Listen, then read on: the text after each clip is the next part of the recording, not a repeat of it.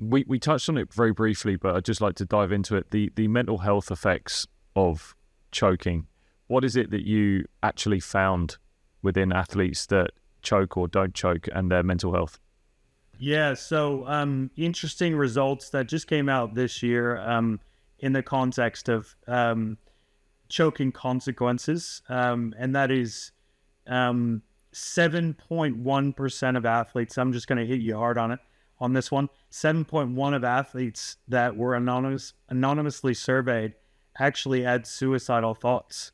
And we split those into low performance athletes and high performance athletes. And 10% of those athletes that are high performance athletes were the ones that had suicidal thoughts in that context. And we asked a few other questions in relation to whether people miss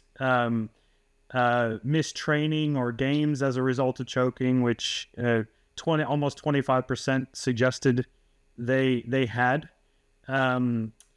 People quitting because they experienced choking. Again, overall, 13% of athletes actually quit sport. And this was when these athletes were both retired and current athletes.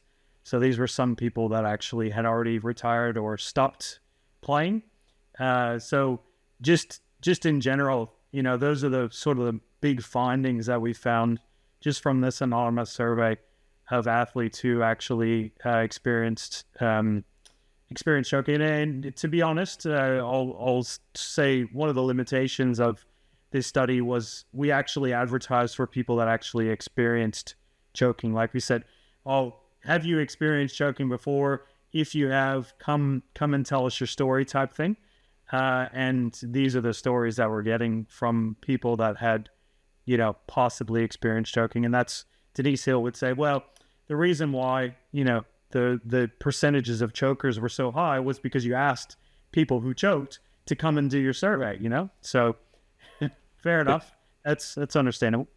Yeah, it's a fair point, but I also would say you need to know what the experience is of someone that's choking. If you're studying the mental health of a choker, you need to have a choker in front of you, right? You need to have someone who has done it.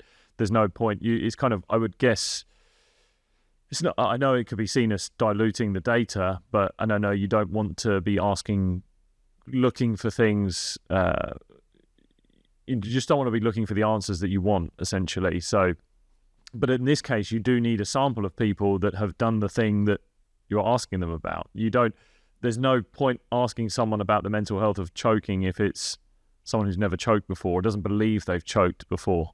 Yeah, I agree.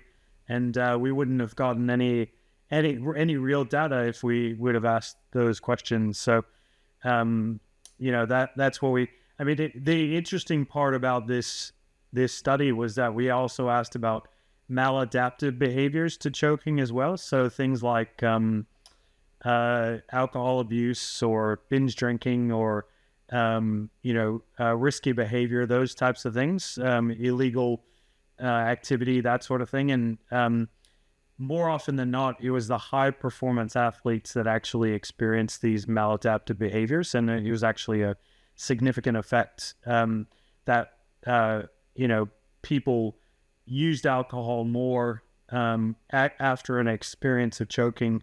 If there were high performance athletes, they used alcohol more, or again, I call it avoidance coping. They're trying to potentially forget about the embarrassing performance that they just had, Rory McIlroy is a good example. He said he was going to take 2 weeks off, from golf just to reset.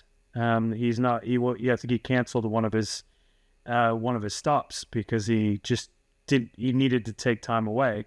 And again, that's part of the potential embarrassment, humiliation that high level performing athletes might actually experience as a result of, this choking under pressure, these experiences. Hello, you legend. If you've enjoyed this video, then you might enjoy this video right here, which is the full unedited episode. Go on, head up to it.